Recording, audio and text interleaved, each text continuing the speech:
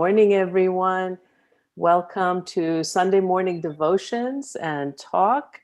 This morning, we are so blessed and lucky to have Chris Johnson. Dr. Johnson is going to speak to us about overcoming fear. Oh my gosh, this is going to be great. Abdu'l's wisdom and social psychology. So before we do that, we'll start with some devotions. And there are 12 readings. So if anyone is interested in reading, what we'll do is we'll just go slowly and please unmute yourself and read. And we're going to start with a song.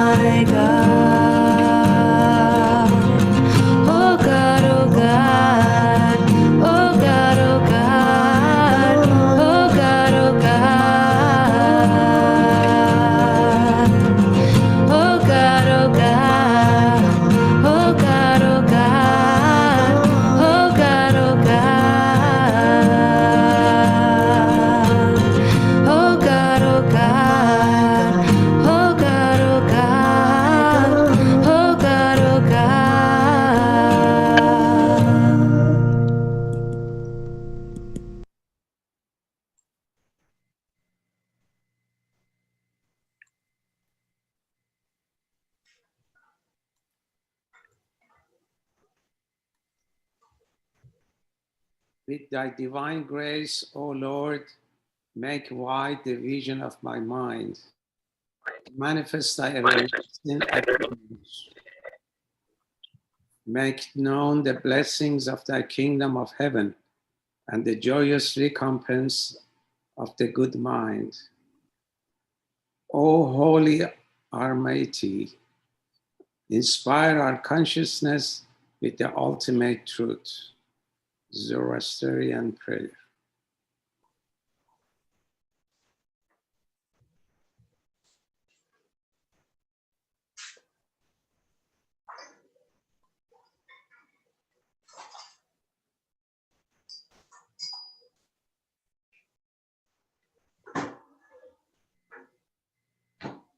I can read this one. The confirmations of the Spirit are all those powers and gifts which some are born with, and which men sometimes call genius, but for which others have to strive with infinite pains. They come to that man or woman who accepts his life with radiant acquiescence. Baha'i Faith, Abdu'l Baha.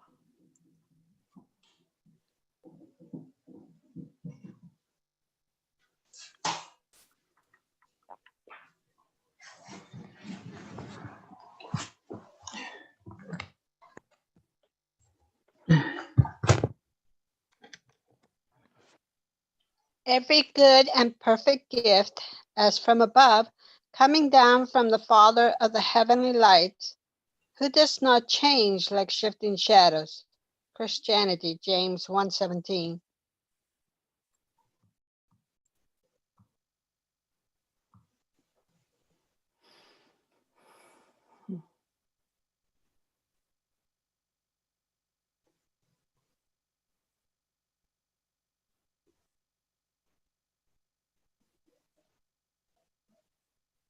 There are two mistakes one can make along the road to truth: not going all the way and not starting. Endurance is one of the most difficult disciplines, but it is to the one who endures that the final victory comes.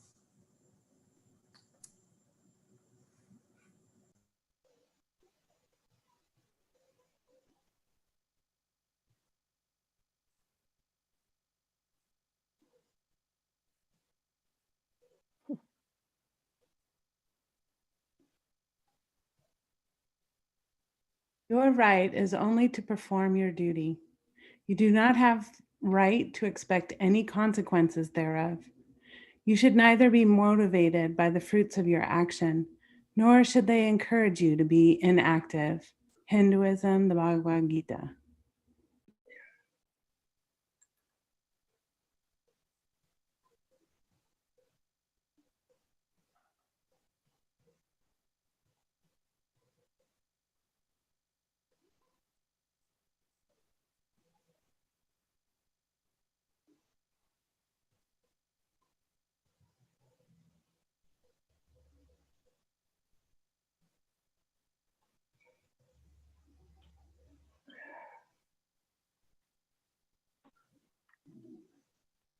In any and all endeavors, divine confirmation is wholly dependent on action. Persevere so that the hosts of divine bounty may assist you. The hosts of divine blessings are poised behind this very window, waiting for you to act. If you do not enter the arena of service, of what use are the hosts of heavenly confirmation? If the commander of the army remains idle and passive, how can the army achieve victory?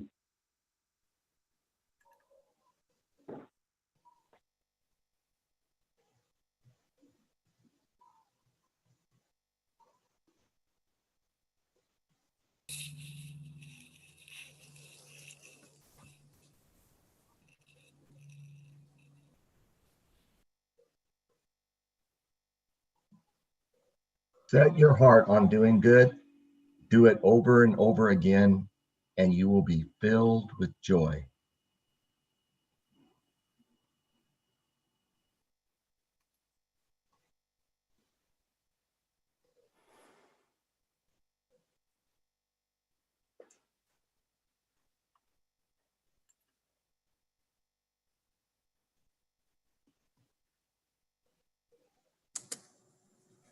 From a man's blessings, one may know if he be a scholar or not.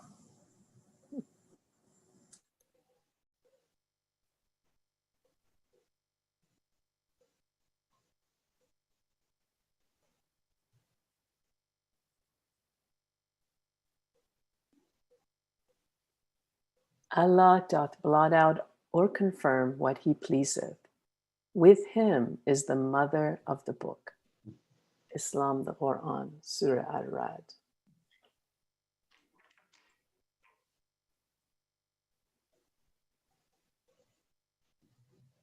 Good action will get happiness. Bad actions will get misery. To get anything, one has to act, perform. Without action, one does not get anything. Hinduism.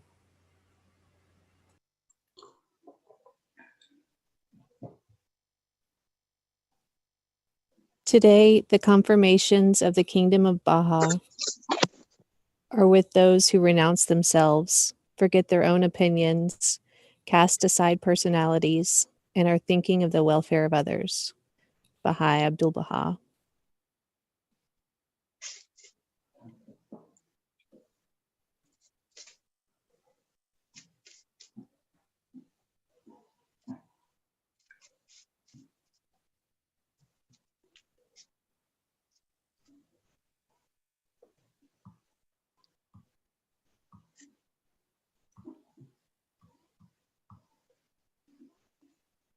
O my God, my Lord and my Master, I have detached myself from my kindred and have sought through thee to become independent of all that dwell on earth and ever ready to receive that which is praiseworthy in thy sight.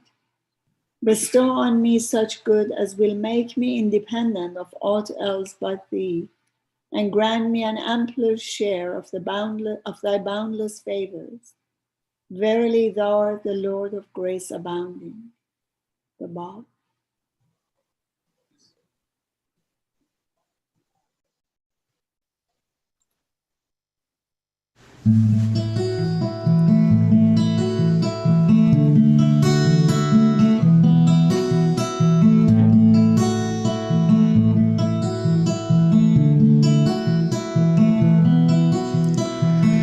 This is the night, the like of which hath never been witnessed in the world of creation. This is the night wherein the Spirit intones such a melody.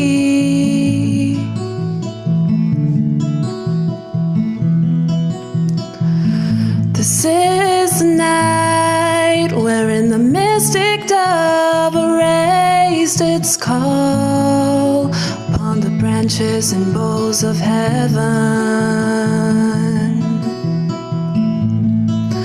Rejoice, O concourse on high.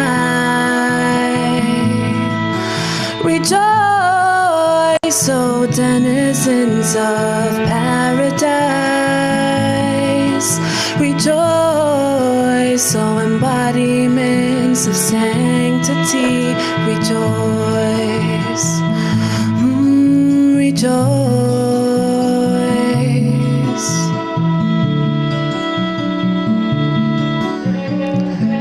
This is the night wherein the oceans of forgiveness surge and the breezes of providence were wafted abroad. This is the night wherein every trace of sorrow might be banished forever.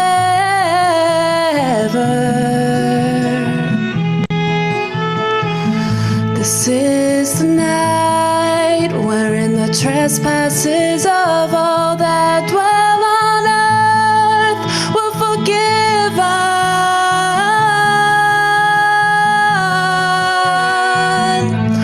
Hasten then, O concourse of men, and drink your fill from the stream of everlasting life.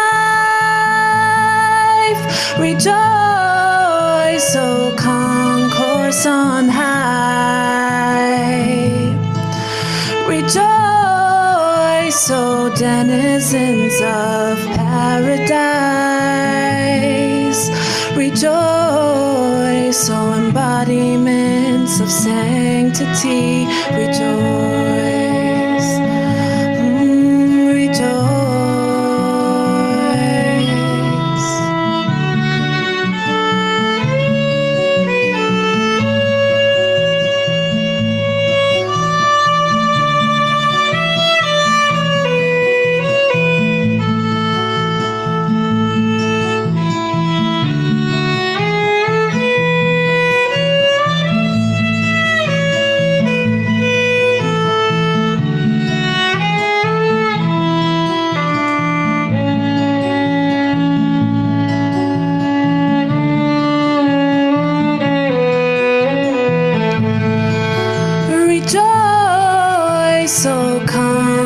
source on high.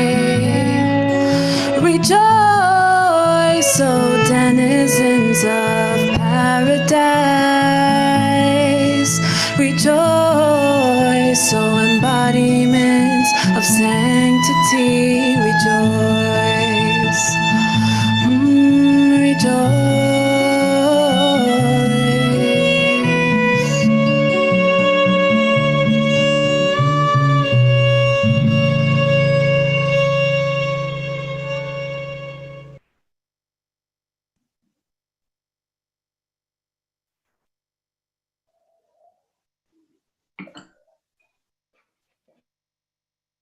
Thank you very much, friends. And now we have some time for anyone who would like to say any prayers, so we can all see each other. So please unmute yourself and share a prayer.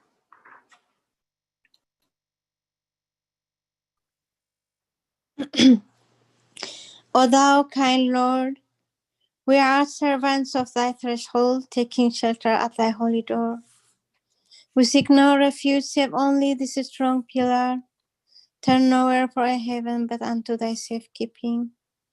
Protect us, bless us, support us, make us that we shall love but thy good pleasure, utter only thy praise, follow only the pathway of truth, that we may become rich enough to dispense with all save thee, and receive our gifts from the sea of thy beneficence, that we may ever strive to exalt thy cause, and to spread thy sweet savor far and wide, that we may become oblivious of self, and occupied only with thee, and disown all else, and be caught up in thee. O thou provider, O thou forgiver, grant us thy grace and loving kindness, thy gifts and thy bestowals, and sustain us that we may attain our goal. Thou art the powerful, the able, the knower, the seer, and verily thou art the generous, and verily thou art the all-merciful, and verily thou art the ever-forgiving, he to whom repentance is due, he who forgives even the most grievous of sins. Abdu'l Baha.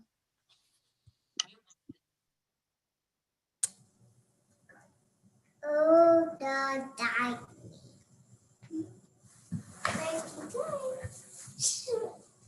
Can you finish it, Claire? Protect me. Make of me a shining lamp and a brilliant star. Thou art the mighty and the powerful. Oh, thou bless me. Say another one. No. Okay.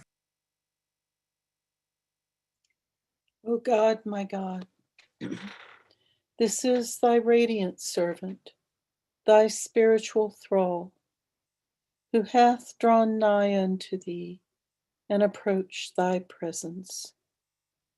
He hath turned his face unto thine, acknowledging thy oneness, confessing thy singleness, and he hath called out in thy name among the nations, and led the people to the streaming waters of thy mercy. O thou most generous Lord, to those who asked he hath given to drink from the cup of guidance that brimmeth over with the wine of thy measureless grace. O Lord, assist him under all conditions. Cause him to learn thy well-guarded mysteries, and shower down upon him thy hidden pearls. Make of him a banner rippling from castle summits in the winds of thy heavenly aid. Make of him a wellspring of crystal waters. O my forgiving Lord, light up the hearts with the rays of a lamp that sheddeth abroad its beams, disclosing to those among thy people whom thou hast bounteously favored the realities of all things. Verily, thou art the mighty, the powerful, the protector, the strong, the beneficent. Verily, Thou art the Lord of all mercies. Abdu'l Baha.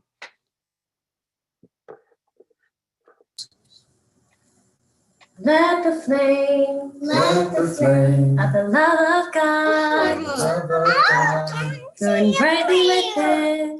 brightly within your radiant heart. Feed it with the oil of divine guidance and protect it in the shelter of your constancy. Okay, it's your turn now. Do you want to say a prayer now? Okay, you say one now. I don't know which one I said first. Which one do you want to say? I didn't know which one I said first. Do you want to say, "Oh God, guide me"? Okay, let's say that one. Oh God, guide me, protect me. Defend me, the strong and the powerful. And a brilliant star. And a brilliant star. Thou art the mighty and the powerful. And the powerful. Good job. Good job, girl.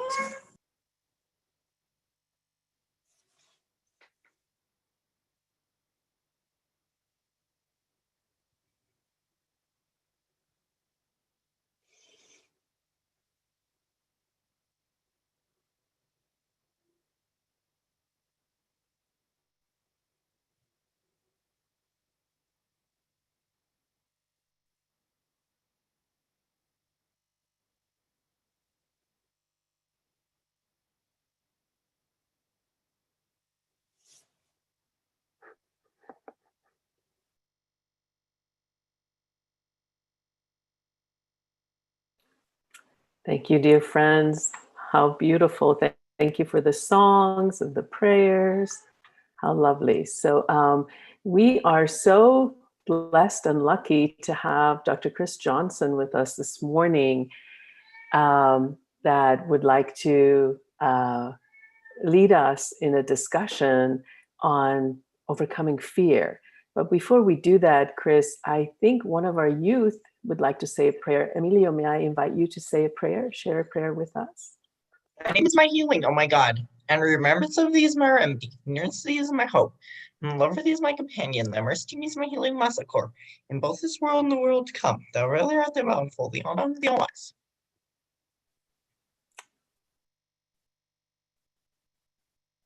Thank you, Emilio. That was so beautiful. Thank you so much. We needed that going into this discussion on fear. So, Chris, I am going to turn over the Zoom to you. I don't know if you have slides you would like to share. Let me know how to support you, and then what is the process you would like to take. So while Chris is doing this, we call him Chris, but he's really Dr. Johnson, a wonderful sociologist. He's a philosopher. He has been working in this field for a very long time. He is a scholar and a speaker, and I can't wait till we get into this. This is such a difficult topic, Chris. I can't believe you're taking this on. Thank you for doing this, because right now we're all gripped in fear. I want to make sure you are unmuted. Let's see if I can hear you. Can you unmute yourself? We can't hear you. Let me see there you go. You are unmuted. Yes. Yeah, do you see my slides? We see your slides, and we just need you to turn up your volume just a little bit. It's a little low. Yeah, this is the first Zoom I've done for this, so excuse my problems. Oh, no worries at all. We're all learning together. Okay. Hold on here 1 second. Wonderful. While Chris is getting ready, if you want to put in chat your greetings to everyone, please feel free. We can just make sure everyone's chat is working. Let's see. And if you have any questions, you want to line those up.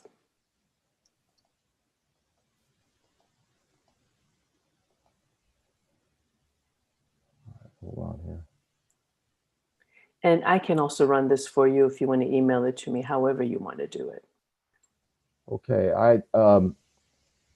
I sent Chris the slides. Okay. So, yeah. Let me see if I can. I'll get it from him. Oh, someone's joining us from Abilene. Elizabeth, you're in Abilene. How cool. Okay. Yeah. All right.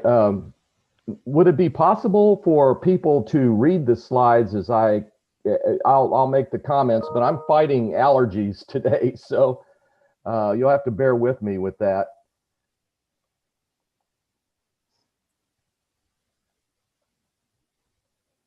You hear me, Hotan? Yes, I Okay. definitely can.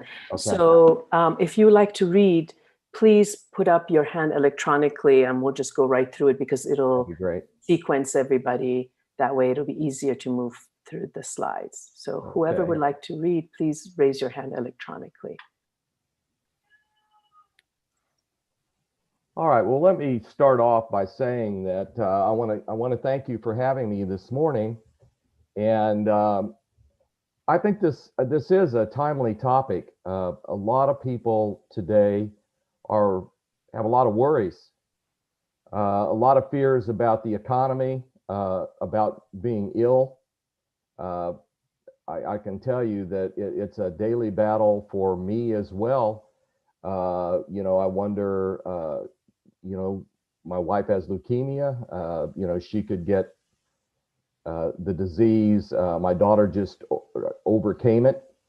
So we have, you know, so many battles that we have with this problem of fear. And so I thought, you know, this topic is something that we all would like to talk about. And I wanted to start out with this slide. If someone would read it, please.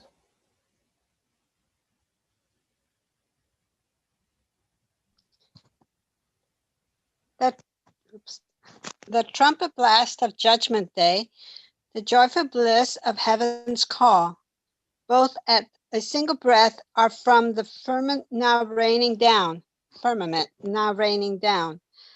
The day of I am He is made to shine resplendent from our face. The age of He is He from out our flowing cup is raining down. From out of the fountain of our heart hath God's celestial river flowed. This cup of honeyed nectar from our ruby lips is raining down. The day of God hath been fulfilled, for lo, the Lord hath been unveiled. Okay, thank you. Now this quote, these two quotes from Abdu'l-Baha.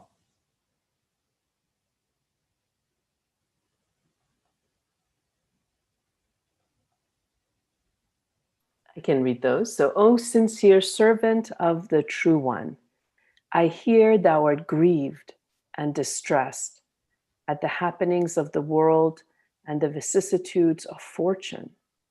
Wherefore this fear and sorrow? The true lovers of Abha beauty and they that have quaffed the cup of the covenant fear no calamity, nor feel depressed in the hour of trial.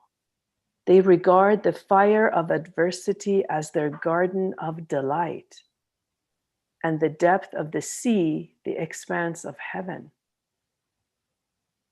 Thou who art neath the shelter of God and under the shadow of the tree of his covenant, why sorrow and repine? Rest thou assured and feel confident. Observe the written commandments of thy Lord with joy and peace, with earnestness and sincerity. Be thou the well-wisher of the country, of thy country and thy government. His grace shall assist thee at all times. His blessings shall be bestowed upon thee, and thy heart's desire shall be realized. Probably selections from the writings of Abdu'l. I couldn't see the bottom. Yeah. No worries. I'm very informal, so if people want to comment about any quote as it relates to the topic of fear and overcoming these, what Baha'u'llah calls the satanic self, in which fear is this daily monster that we all have to face. The courage that we have to overcome it comes from Abdu'l Baha's message that we get here. And so as we go through the slides, if this particular slide or the quote, if there's something that appeals to your heart, talk about it, share it with us right now. He uses the word quaff, the cup of the covenant, fear no calamity. What does that mean to you? The covenant. A covenant is an agreement, right? If we drink from that, what does that mean to you in your personal life and overcoming fear? When fear becomes not something healthy, but something pathological. And so that's kind of what I looked at when I'm trying to deal with, slay this dragon, shall I say, in my own life. So what is it? Someone want to read this?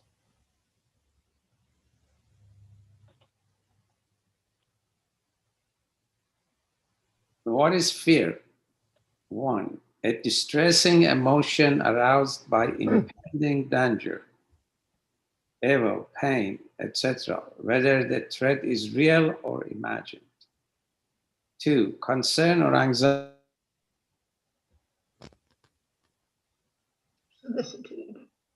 Yeah, I think they froze. Also, John, can you try again? You had frozen, number 2. Number 2, concern or anxiety. Solicitude, the fear for someone's safety. 3, reverential awe, especially towards God. Number 4, something that causes something a person is afraid of. Cancer is a common fear. Other words for fear include worry, anxiety, panic, stress, afraid, dread, hypertension, foreboding, apprehension, consternation, dismay, terror, fright, panic, horror, trepidation, and qual. Thank you. What are the typical fears that we have? One of the questions is, will I be okay? How many worry about money? Can you raise your hands? How am I going to pay my bills? What's my health going to be like? Am I going to have cancer, heart disease, leukemia, whatever? Will my children grow up in this crazy world that we're living in healthy? Will I have children? The environment, what's going to happen? Are we going to have a drought here in Austin where we're all going to have an absence of water? Pretty essential. Schedules, cars, food, pets, phobias and addictions. Can we overcome them? What's going to happen tomorrow? A lot of us have a hard time staying in the present. We're either guilting, which has to do with the past, or we're fearing, which has to do with the future. So will I be okay? Am I okay? What will people think of me? What will the Baha'i community think of me if they understand that I'm addicted to something, or if they understand that I'm not perfect as I ought to be, that I'm 100% imperfect? my friends, what's going to happen? They aren't calling me. My boss, it's hard to get along with. Some people have problems with that. My parents, I have an issue with my mother or my dad or both. God, sometimes God isn't answering my prayers. What happens to unanswered prayers? Education, criticism, acceptance, failure, looking silly or stupid. All of these things are things that we humans typically face as fears and issues that we're scared about. And then you have today in modern medicine and psychology treatments for anxiety. Well, as you all know, I'm a sociologist, but I also have, I'm also a clinical member in Louisiana of the Association for Marriage and Family Therapists and licensed professional counselor, but I don't practice in Texas. You know why? Because they don't have a grandfather clause. I don't have, even though I practiced in a private practice, besides at the university full time, I had a private practice with a psychiatrist for over 20 years in Louisiana. But in Texas, you have to have a degree in psychology or a degree in social work, even though I've passed all the exams and I had all that. So I just don't practice. And I'm full time at the university. But basically, when I had patients in my practice that had issues with fear, I used a lot of family systems therapy because we learn our ways of dealing or not dealing with fear in our family systems. Cognitive restructuring, which involves changing your thoughts or your beliefs. All emotions come from one source: your beliefs, your thoughts.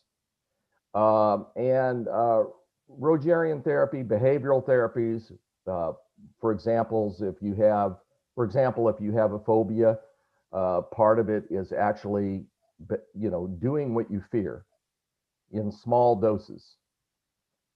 Some people are scared to walk across a bridge. So you take one step to the front of the bridge, and that's your homework for today. That kind of thing. Medications are abound in America today. All types of anti-anxiety medications. People are feeling anxious. And so you have Xanax, and you have Valium, and you have Ativan, and these are common medications that I see. And one that the psychiatrist I worked with loved to prescribe, but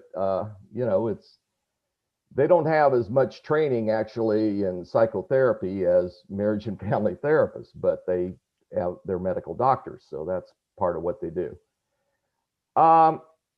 Okay, so would someone read this, please?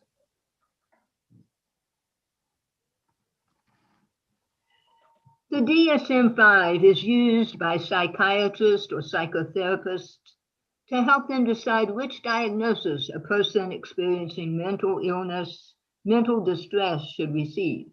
Anxiety disorder classifications include acute stress disorder, social phobia, generalized anxiety disorder, panic attack, specific phobias, obsessive compulsive disorder, post-traumatic stress disorder, anxiety distress disorder due to general medical condition, panic disorder without agoraphobia, and panic disorder with agoraphobia, anxiety disorder not otherwise specified. Not to deny some medical causes to the above, but most of the causes are spiritual and cognitive. All emotions come from one source. Your irrational beliefs or disorganized thinking, as the Wizard of Oz tells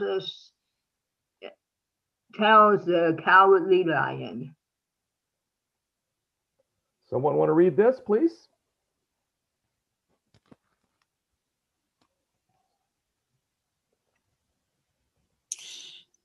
In the story of the Wizard of Oz, Dorothy tells the lion, "You're nothing but a great coward." "You're right, I am a coward. I haven't any courage at all," responded the teary-eyed lion. Upon the wizard, the cowardly lion is introduced to lesson number 1 when the wizard says to the sheepish feline, "You're a victim of disorganized thinking. A lot of fear is a result of our own disorganized thinking. We replay negative tapes from our history that keep us in our cowardly state. These old messages from what Baha'u'llah called the satanic self, they keep us from making better decisions or simply standing up for ourselves."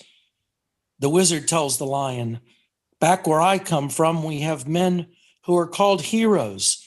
Once a year, they take their fortitude out of mothballs and they parade it down the main street, and they have no more courage than you have.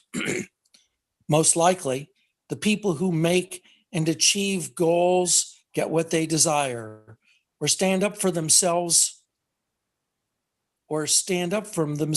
are or were just as fearful as we are. The difference is they acted. They didn't let their fear stop them. Fear is stagnant. Courage is taking action." Lesson number 2 is that courage is all about heart. While the spineless lion received a medal to show his courage, he really should have asked for the same thing as the Tin Man, a heart. The root of the word courage is cor, which is the Latin word for heart. In its original form, the word meant to speak one's mind while telling all one's heart. "Oh, will you help me? Can you help me?" pleads Dorothy as she encounters Glenda, the good witch, toward the end of the movie. These cries for help lead us to lesson number 3. You don't need to be helped any longer.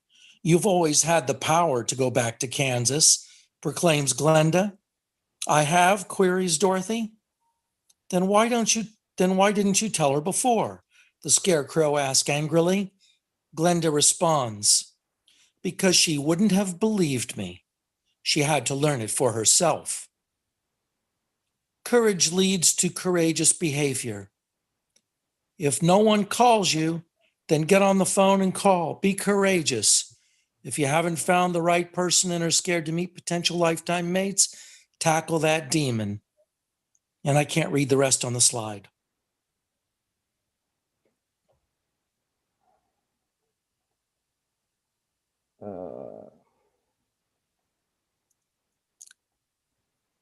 Courage leads to courageous behavior. If no one calls you, then get on the phone and call. Be courageous. If you haven't found the right person and are scared to meet potential lifetime mates, tackle that demon by courageously, but not desperately, meeting people and letting Baha'u'llah take the wheel and steer you in the right direction.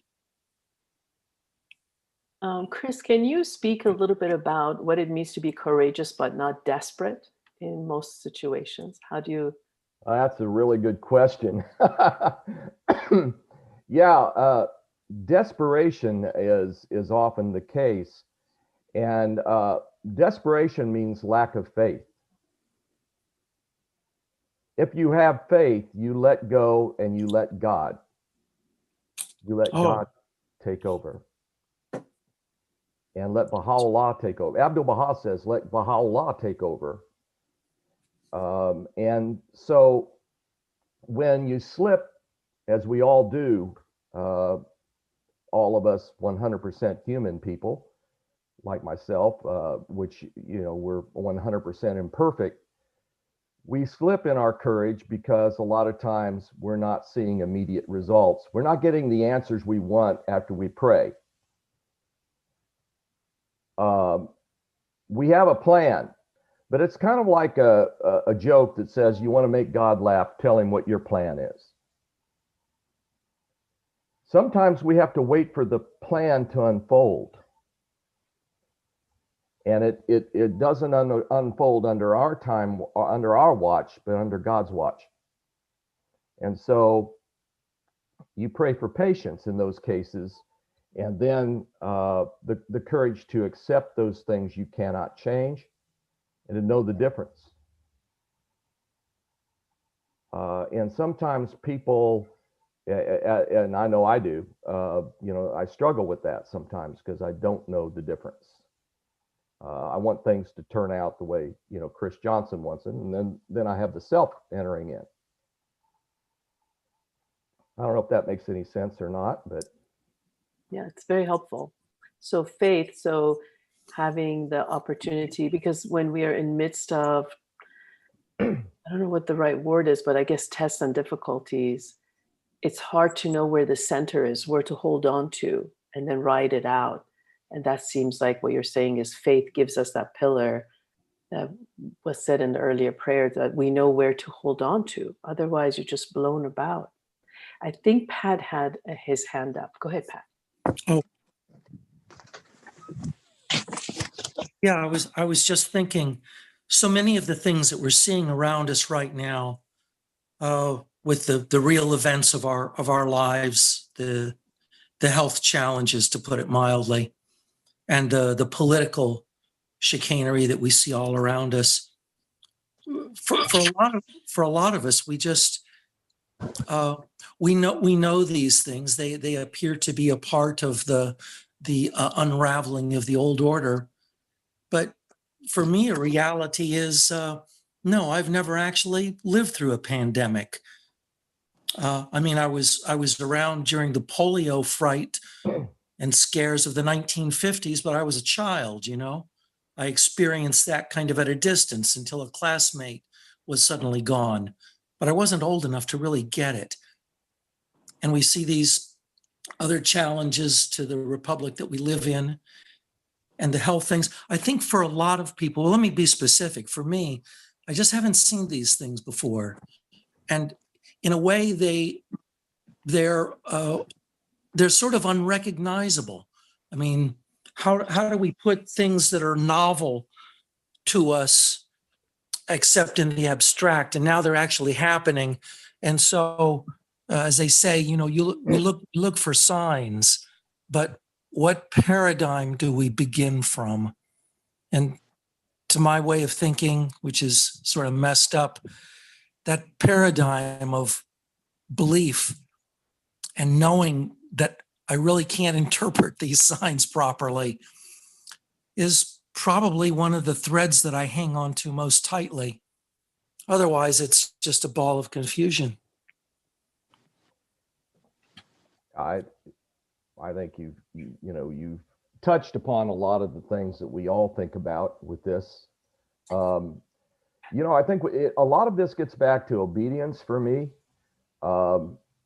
It's so enticing for Baha'is to want to comment on politics right now, even though we're told not to.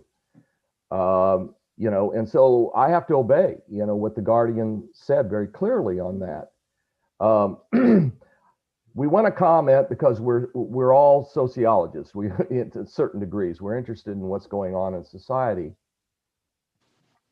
We're also looking at the environment and things that are happening. And, part of it is to say, if we really look back and we look at, the promised day has come and classic books that Shoghi Effendi wrote, he talked about, he had quotes that talked about every created thing will be submerged in the sea of purification.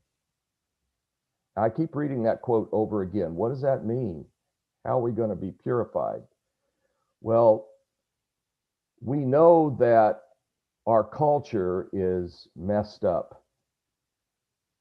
A manifestation of God wouldn't have come if we were living in a healthy culture. There'd be no reason for Baha'u'llah to come.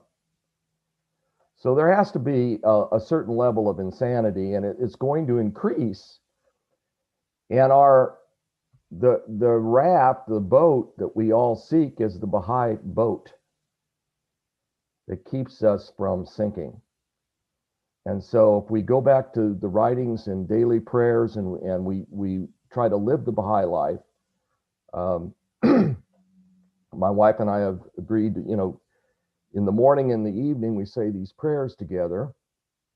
And we often talk about scripture that we read, and it helps a lot. And there's daily requirements of praying and seeking God's help and the Holy Spirit, and that is what gives us the courage to overcome these concerns and not get caught up in the world. I don't know if that makes any sense or not, but it's really helped for us.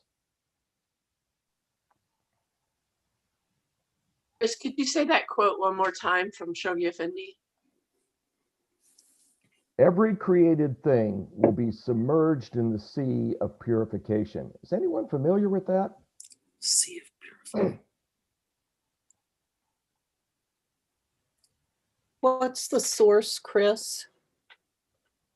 I don't have the page. It came from either The Promised Day Has Come.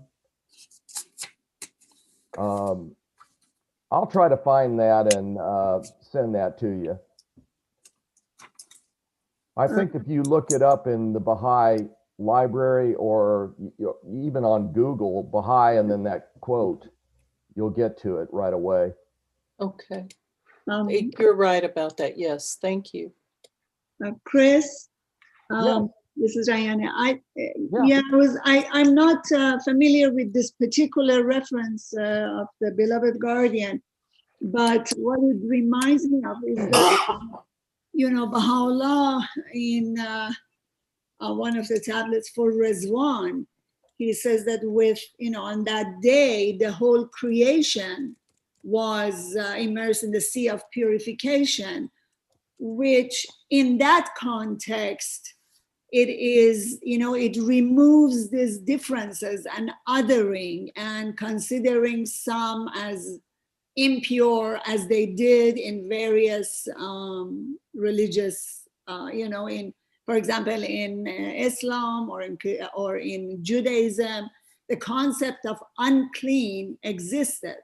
And with the coming of Baha'u'llah, the whole creation was immersed in the sea of purification.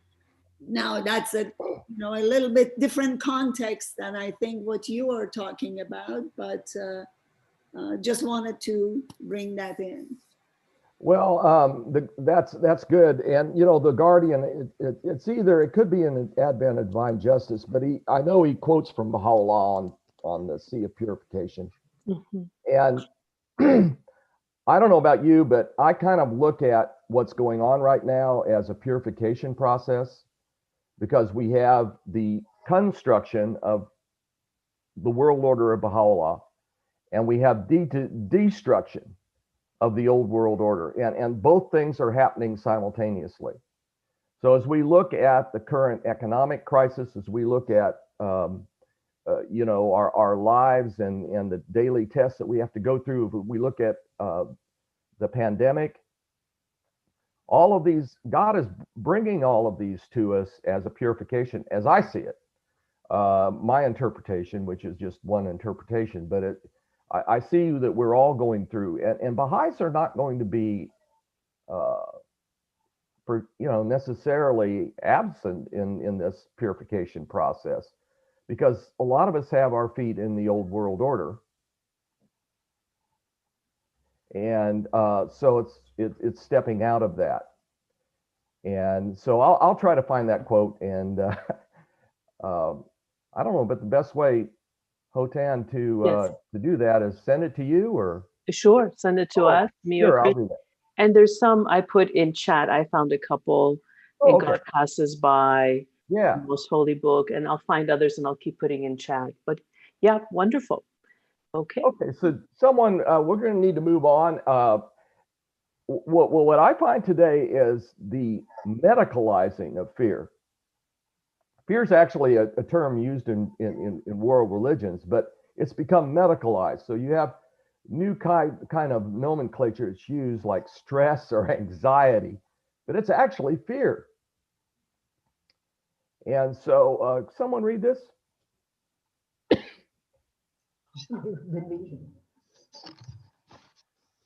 The terms for today are stress and anxiety. We do not recognize it or think of it as fear. Medical rationalism finds other terms to mask religious phrase of fear because the secular world wants to deal with things psychologically. The activity of a spirit of fear, the opposite of faith, has been masked as a psychological defect, and the big word that hides our true enemy can be found in one term called negative emotions, usually caused by irrational beliefs. Paul said in Ephesians 6 that our war, our battle is not with flesh and blood. This opens a new dimension. No wonder we have not had much success in healing for psychological and biological problems, even in world religions, because we do not recognize the satanic self. We do not even see the forces working in us and teaching us how to think opposite of our God. When we see the effects of it in our lives, we call it a psychological defects. Even in Christian psychiatry, when we see the imbalances of body chemistry caused by fear as an anxiety and stress, rather than getting them out of our life and having our mind renewed, Christ or Baha'u'llah in this day within us, we try to balance the imbalance of chemistry through chemistry. It may be a temporary panacea, but, It may be a temporary panacea, but doesn't cure it. Susan Gamage points out, it bypasses the penalty of disobedience artificially without taking responsibility for the participation with sin that caused the disease. This is key to the equation of the pathways to disease and healing. Any comment? I think it's very interesting here. It says that we are trying to balance the imbalance of chemistry through chemistry. And I was thinking about this is the abuse of drugs or prescription drugs by some psychotherapists that all they do is just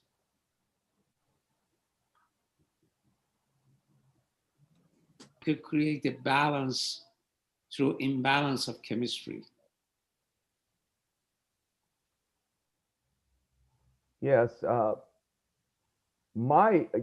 think for me, the medication is a last approach. It's not a one that we exclude, but certainly you have to get to the source of the problem. Where does fear come from?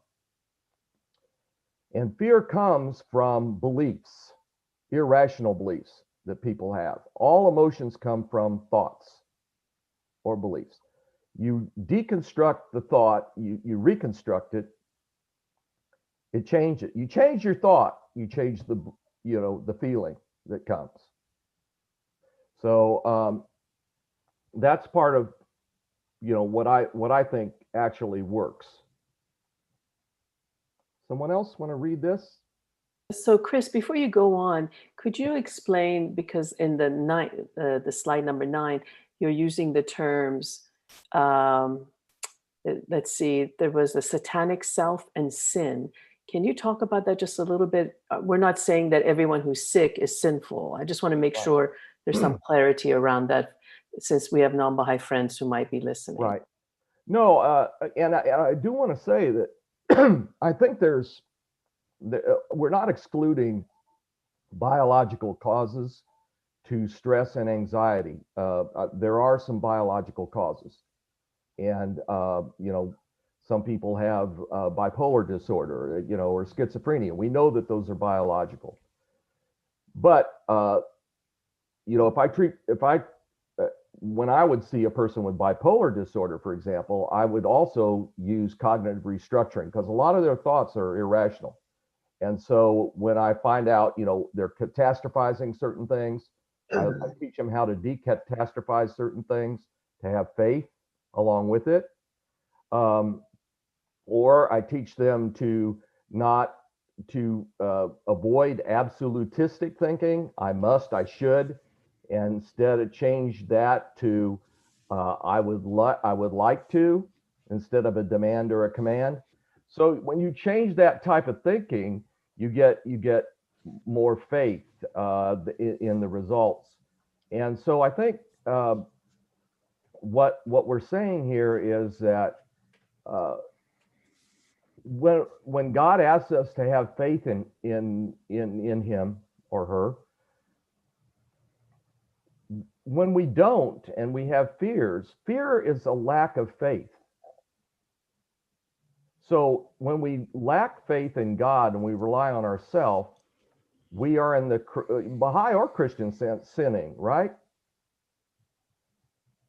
Because obedience to God means that we fear God, of course, but we also obey God. And God says that we should have faith and pray for faith that answers will come from God or Baha'u'llah.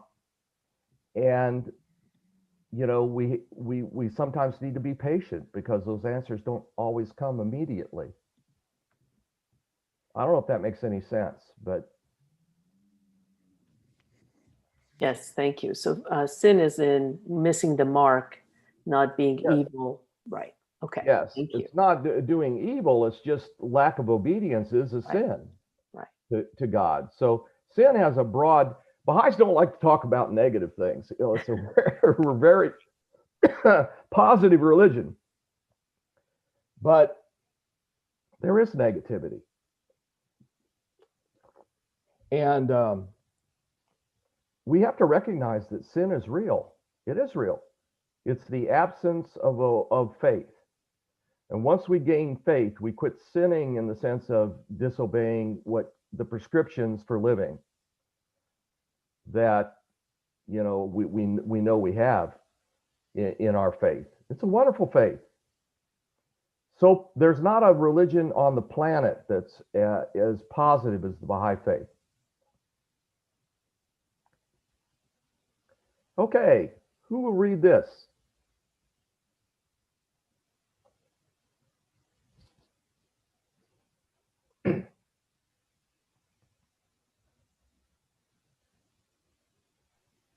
Sociologists being religious involves the 4 B's. Sociologist Robert and Yamain list 4 essentials to being religious: belonging, believing, behaving, and becoming. Fluid nature of religiosity. All 4 are contained in just one quote from the Master. As for you, O ye lovers of God, make firm your steps in his cause, with such resolve that ye shall not be shaken, though the direst of calamities assail the world. By nothing, under no conditions, be ye perturbed.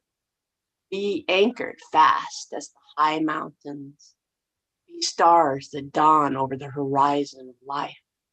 Be bright lamps in the gatherings of unity.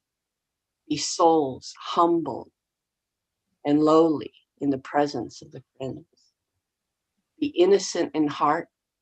Be symbols of guidance in the light of goodliness, godliness, severed from the world, clinging to the handhold that is sure and strong, spreading abroad the spirit of life, riding the ark of salvation. Abdu'l.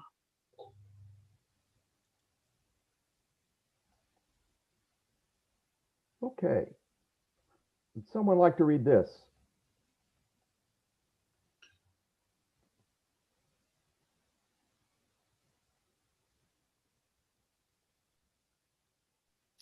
Can read that.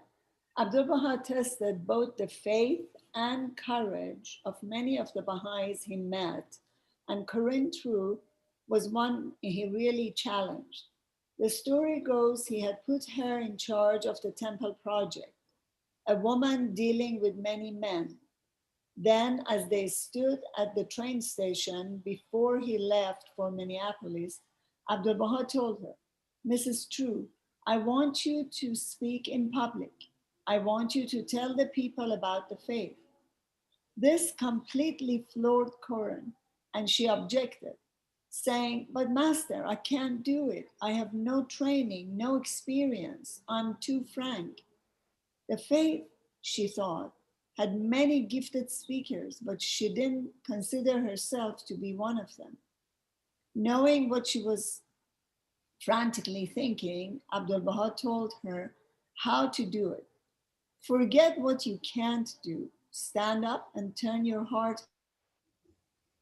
Look over the heads of the audience, and I'll never fail you.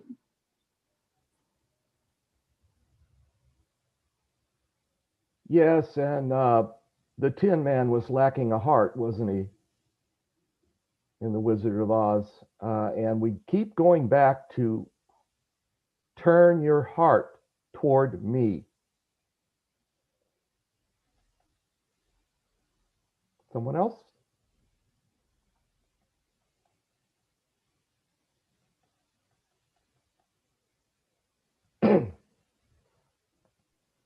Abdul Baha tells us Baha'u'llah makes all things possible. One day after a meeting, when as usual many people had crowded round him, Abdul Baha arrived home very tired. We were sad at home. The many steps to be ascended to the flat. Suddenly, to our amazement, the master ran up the stairs to the top very quickly without stopping. He looked down at us as we walked, from which all traces of fatigue had vanished. You are all very old. I'm very young. Seeing me full wonder, Abdul Baha said, through the power of Baha'u'llah, all things can be done. I have just used that power. That was the only time we had ever seen him use that power for himself. And I feel that he did so then to cheer and comfort us as we were really sad, concerned, fatigue. Might it not also have been to show us an example of the great reserve of divine force always available for those of us who are working in various ways in the path of the love of God and of kind. A celestial strength which reinforces us when our human strength fails.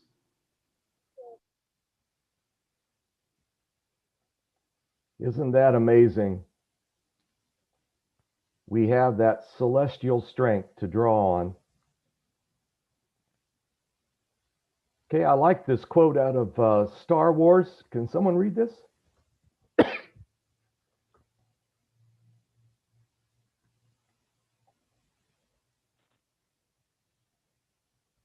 It has to be read with dramatic flair too. Yes. You're perfect. Bill, you've been practicing your Liam Neeson voice.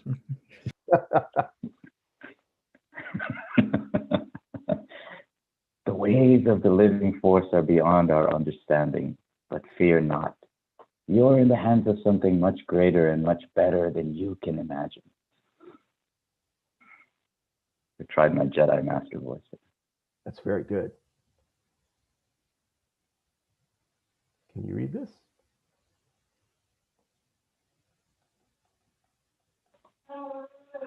So, Lady Blomfield's story. One day after a meeting when, as usual, many people had crowded round him, Abdul Baha arrived home very tired. We were sad at heart that he should be so fatigued and bewailed the many steps to be ascended to the flat. This looks like the same story, yes? That we just read? Yeah. Sorry about that.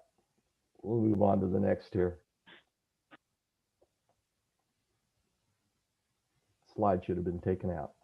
Okay. Can you continue, Nabil, or someone? Yeah, I can. Yeah. Mona Mahmoud Nizad, one of the 10 female martyrs executed in 1983, our era. By the time Mona became a teenager, she was well known in Shiraz by both young people and adults, both inside and outside the Baha'i community. She was growing into a lovely young woman with long brown hair and beautiful green eyes. She also continued her excellent scholarship, entering advanced Baha'i classes with students who were often much older. She did well, however, and was one of the best at memorizing many prayers and passages from the Baha'i writings. Mona's love for the faith ran so deep that she would often awake in the middle of the night to pray and meditate. 10 months before she was executed, Mona had another extraordinary dream, which was later related by family and friends. The following is the version transcribed from her diary. She had been saying prayers with a small group of friends for several hours. After they left her home, she was so moved by the prayers that she went into the living room and sat down in front of a photograph of Abdu'l Baha, meditated quietly, and then fell asleep. In her dream, she saw Abdu'l Baha's chair and desk and a vase on it, as in the picture before her. She was very happy and said, "How happy I am to see your desk and chair." At the same moment, she saw Baha'u'llah entering the room. The Blessed Beauty went out into an adjoining chamber and brought out a box containing a beautiful red cape. He unwrapped it in front of her, saying, "This is the cape of martyrdom in my path. Do you accept it?"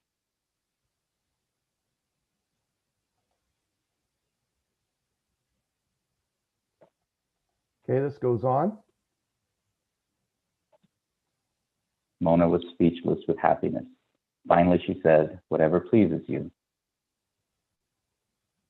Baha'u'llah put the cape back in the box and returned to the adjoining room, bringing back with him a second box containing a black cape, which he unwrapped and said, "This black cape symbolizes sorrow in my path. Do you accept it?" Mona replied, "How beautiful are the tears shed in thy path." He put the cape back in the box and again returned to the other room, emerging with yet a third box containing an elaborately beaded blue cape of the same design as the others. Without a word of hesitation, he placed the cape around her shoulders and said, "This is the cape of service." Then he seated himself in the chair and said to Mona, "Come and take a picture with me." Mona was breathless with astonishment at the bounties being showered on her and could hardly walk. She looked up and saw a man sitting behind an old-fashioned camera covered by a cloth. Baha'u'llah repeated his instruction, but Mona could not move. Then Baha'u'llah took her arm, saying, "Mehdi, take our picture." And he took a picture of them together. The flash of the camera wakened her abruptly, and she pleaded tearfully to be able to finish her dream, and then fell asleep again.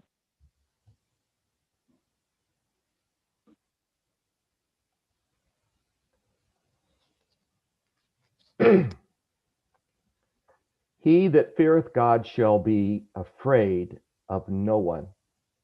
Baha'u'llah says, "O son of spirit, there's no peace for thee save by renouncing thyself and turning unto me.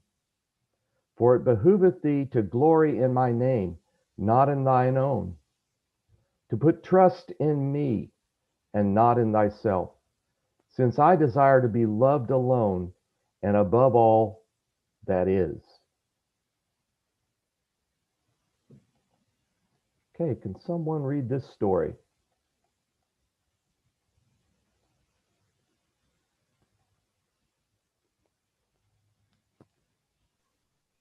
I can. Okay.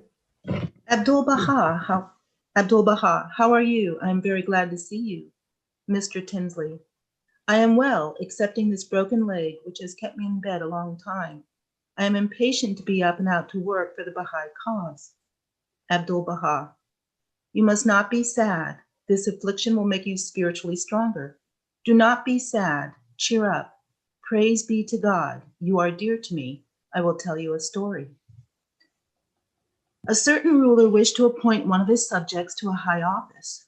So in order to train him, the ruler cast him into prison and caused him to suffer much. The man was surprised at this, for he expected great favors. The ruler had him taken from prison and beaten with sticks. This greatly astonished the man, for he thought the ruler loved him. After this, he was hanged on the gallows until he was nearly dead. After he recovered, he asked the ruler, "If you love me, why did you do these things?" The ruler replied, "I wish to make you prime minister. By having gone through these ordeals, you are better fitted for that office. I wish you to know how it is yourself. When you are obliged to punish, you will know how it feels to endure these things. I love you, so I wish you to become perfect."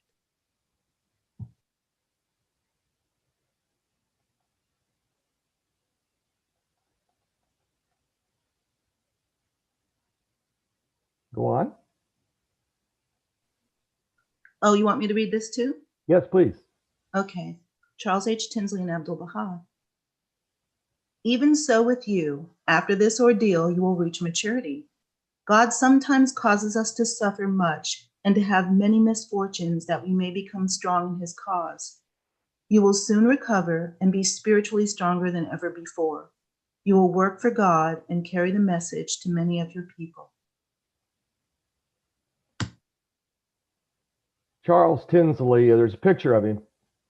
Pretty amazing person. Thought you would get the gist of that story. It's, I think, reinforces what we're trying to learn. Can you go back to that slide for me, please? Sure. Can you tell me about Mr. Tinsley? Well, I have I have too many slides, unfortunately. Oh, okay, no worries. I'll look it up myself. Thank I'm you. afraid I'm not going to be able to get through it. Okay, no worries. I had half the slides probably. Okay, it was just a man of color, so I was kind of excited if you knew anything, but I can look it up myself. Okay, I'm you. sorry. No worries. Okay. Could someone read this, please?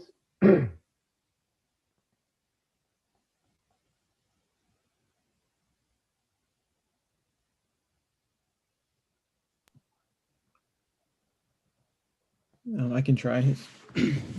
Abdul Baha's instructions to Khalil Ardikani. Janabi Fazl-e Ardikani, member of the Continental Board of Counselors for Asia, one day related the following story. My uncle Khalil Ardikani, as a youth, used to do handyman, gardening, and custodial work at the holy places for 14 or 15 years. He used to take a nap under a tree in the afternoon. One day during his nap, he dreamt that he was in Abdu'l-Baha's presence. Abdu'l-Baha instructed him to saddle the donkey and take it to the train station. When he awoke, he thought that the master never arrived at the train station in the morning, and that because he was sleepy, perhaps, he wasn't thinking straight. He fell asleep again.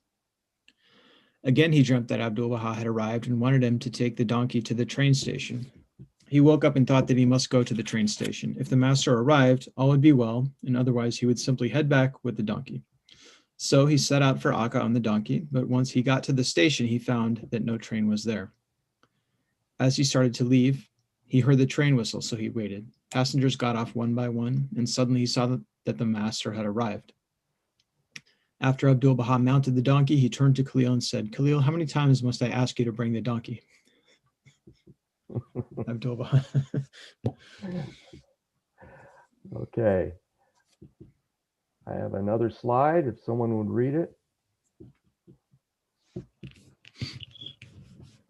Kanichi Yamamoto had become a Baha'i in Hawaii in 1902 and wanted to write Abdu'l-Baha of his acceptance. But with only rudimentary English, he struggled to compose his letter. Finally, at the suggestion of his Baha'i teacher, Elizabeth Mother, he wrote his letter in Japanese. Abdu'l-Baha's reply answered all his questions. Moto wrote several letters to Abdu'l-Baha, all in Japanese, and received replies to each. In 1904, one of Moto's letters reached the master via Helen Goodall, and he showed it to Yunis Khan-e Afrukhti, one of his secretaries. The master mused, "Well now, you do not know Japanese?" "No, beloved. I volunteered. I hardly know English. So what are we to do with this letter?" He remarked, smiling. I bowed and in my heart proposed, "The same thing you do with other letters." "Very well then," he said. "We will rely on the Blessed Beauty and we'll write him with a reply." So The simple solution is to rely on the blessed beauty, as we can see. Okay, someone want to read this? In the treasures of knowledge of a spiritual nature to largely eliminate our fears. In the treasuries of the knowledge of God, there lieth concealed a knowledge which, when applied, will largely, though not wholly, eliminate fear. This knowledge, however, should be taught from childhood, as it will greatly aid in its elimination. Whatever decreaseth fear increaseth courage. Should the will of God assist us, there would flow out of the pen of the divine expounder a lengthy exposition of that which hath been mentioned, and there would be revealed in the field of arts and sciences what would renew the world and the nations. A word hath likewise been written down and recorded by the pen of the Most High in the crimson book, which is capable of fully disclosing that force which is hid in men, nay, of redoubling its potency. We implore God, exalted and glorified be he, to graciously assist his servants to do that which is pleasing and acceptable unto him. Baha'u'llah. We have no way of knowing what science Baha'u'llah meant when he said it would largely eliminate fear, as no further mention of it was ever made in the teachings. The guardian, I can't read the rest. The guardian cannot identify anything with this statement. To do so would depart from his function as interpreter of the teachings. He cannot reveal anything apart from the given teachings. From a letter written on behalf of Shoghi Effendi.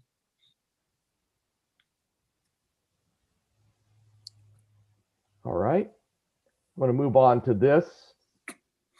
Someone want to read this? Sorry.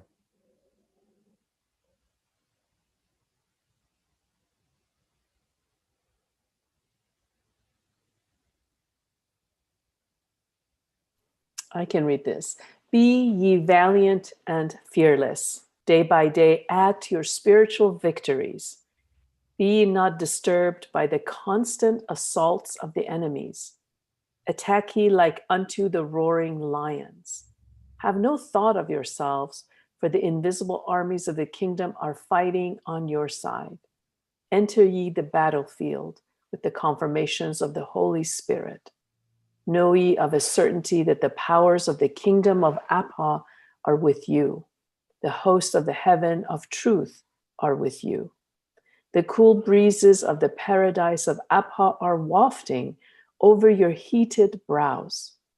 Not for a moment are ye alone. Not for a second are ye left to yourselves. The beauty of Abha is with you. The glorious God is with you. The King of Kings is with you. Abdu'l Baha, cited in The Power of Divine Assistance. So let me ask everyone, is there any reason to have fears, knowing we have this kind of support system?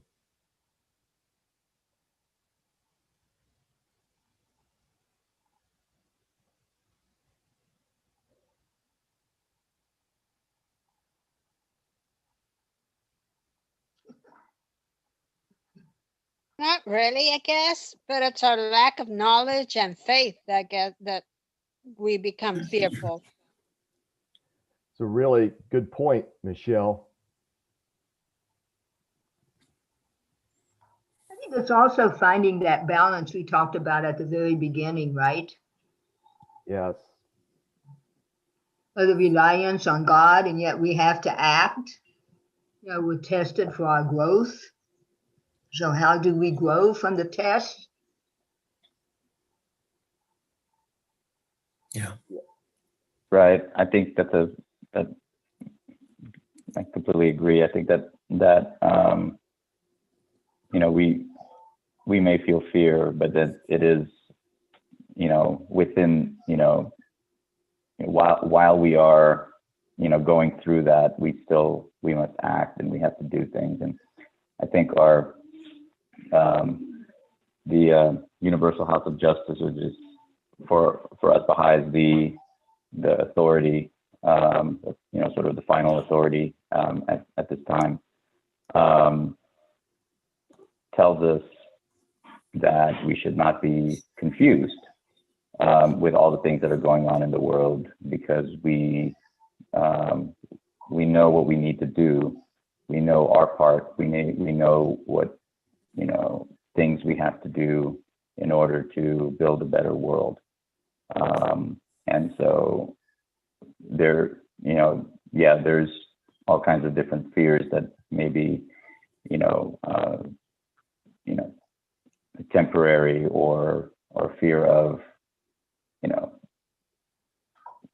our lives, or our loved ones' lives, or of those of people in general. Those kinds of fears can exist, and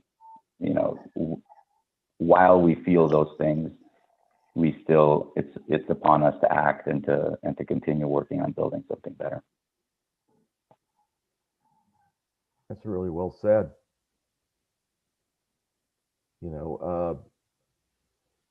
So if you had to sum up what these writings have taught us today, some people have some thoughts, final thoughts. How do we overcome all of these fears that we looked at early in today that have to do with the future or our current problems that we're dealing with? Money, health, the environment, the destruction of the old world order.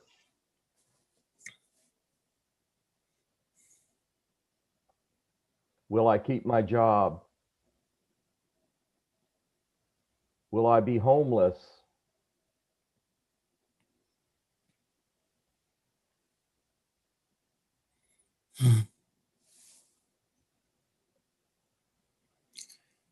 It seems that many of these things that concern us are vastly distant from our control, almost outside our influence. All we can do is work on ourselves and work to find ourselves.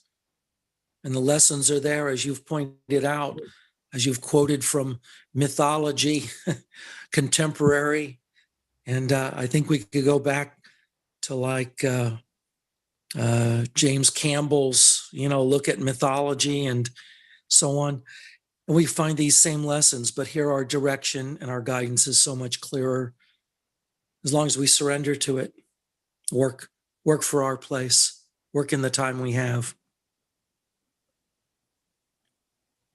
Yes, that's well said.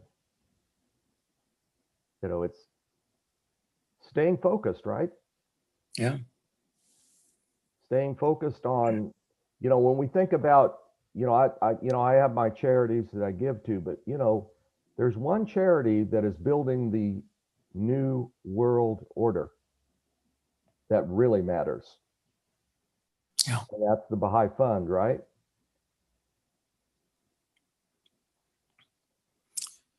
Yeah. We do have to stop living in the past. And maybe if we can stop our constant worrying about the future, we'll find a place where we can make change.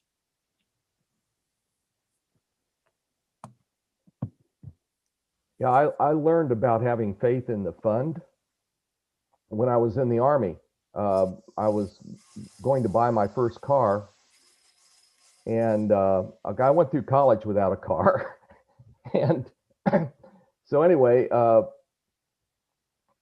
became a Baha'i in the Army, and I didn't know about faith and how it relates to the fund. And so, I was fearful that if I gave to the Baha'i faith, I wouldn't have money for the car.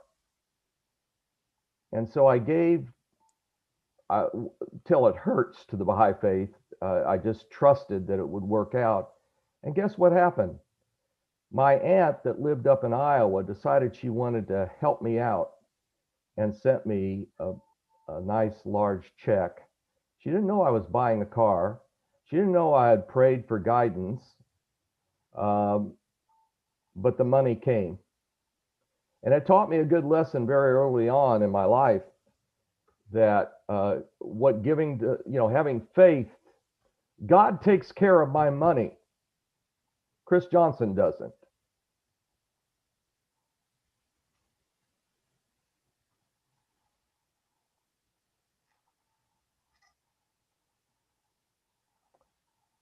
Any other comments? Just when you asked earlier and displayed the other slide that showed the two lists beside each other, my immediate thought was having the opposite of fear, which is faith, and then carrying that faith into the world, and all that you do brings the power of that faith into other people's lives. And we can spread hope that way. I'm focused on hope lately because of so many writings that Abdu'l Baha had concerning hope. And you've just been contemplating that. So that's what brought up for me. Hope. Hope is so important. Having hope. And the writings do help, don't they? And so I think, again, using the combination of science where we learn how to change our thinking, to decatastrophize, things are not terrible, horrible, awful, they're unpleasant. We de-escalate the thought. In demands that we put upon life, I must get this, or things should or have to happen. We instead have wishes, and we pray for those. Change a demand to a wish. Again, it's de-escalating these irrational beliefs that we put upon ourselves, and then relying on the writings, which absolutely tell us the same thing. But what the writings bring to us and Baha'u'llah brings to us is that power of the light of the Holy Ghost, the Holy Spirit, that comes into our heart and helps us become faithful and obedient, and helps us understand that God is going to show us the way on His watch, His schedule, not Chris Johnson's schedule. It's hard for me to grasp a lot of the times.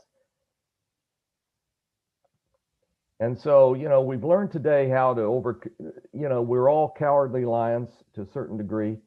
Baha'u'llah uses the word lion a lot in the writings. It's kind of related me to Wizard of Oz, actually. But we can be lions in God's garden of life and face these fears like lions.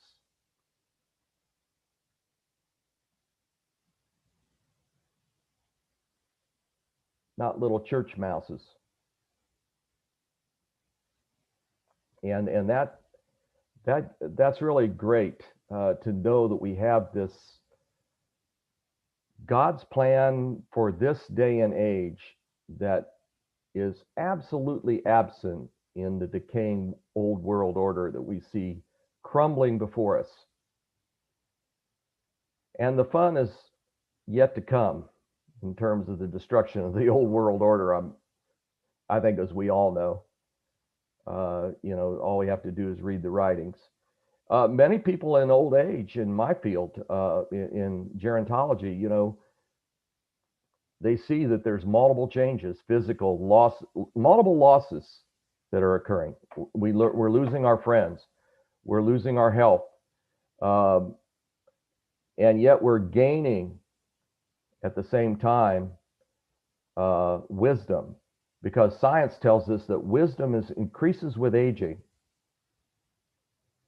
And so we learn that this world is a dust heap, and the next world, eternity, is what really matters. And we also know that, as Baha'u'llah's told us, we've learned in all the world religions, is that our time here is very short. And so it's essential, I think, for all of us to, take these steps that we can do to change our present situation to one of faith in Baha'u'llah and in God, and that these things will be answered. I think it's great that we have. It's so amazing. I have so many stories to tell about how this has changed my life in so many ways, at so many times, in just simply turning my life over to Baha'u'llah.